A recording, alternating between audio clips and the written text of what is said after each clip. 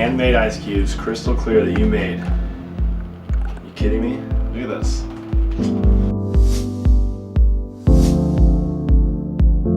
Hey guys, it's Eric, Muddle here, but we're doing something different. We're not making cocktails. We are going to make something that's very important, and that's clear ice. It looks amazing, number one. Two, it melts a lot slower.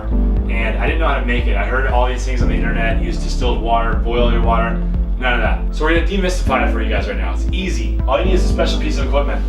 This cooler, I got this for 10 bucks. 5 quart, because I don't have much freezer space. Step one, guys, you don't want this. Just fill this up, not to the very top, but almost.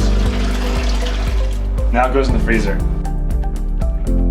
Come back in about 24 hours. We don't want this thing to freeze all the way, so 24 hours is about right. See you guys tomorrow.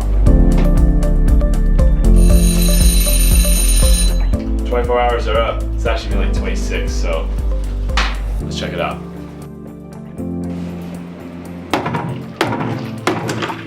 Let's do the big reveal. Look at that.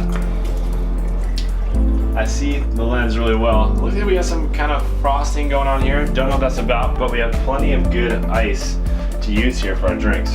So here's the deal. To cut this, I'm using a serrated knife. This is like 15 bucks on the internet. And I'll use my little citrus squeezer deal. And you just kind of want to figure out what kind of size you want. Get that going a little bit, and then just hit it. That's freaking awesome. Boom.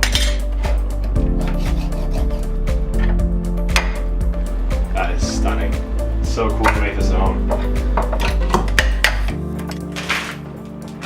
There it is, guys. That's it.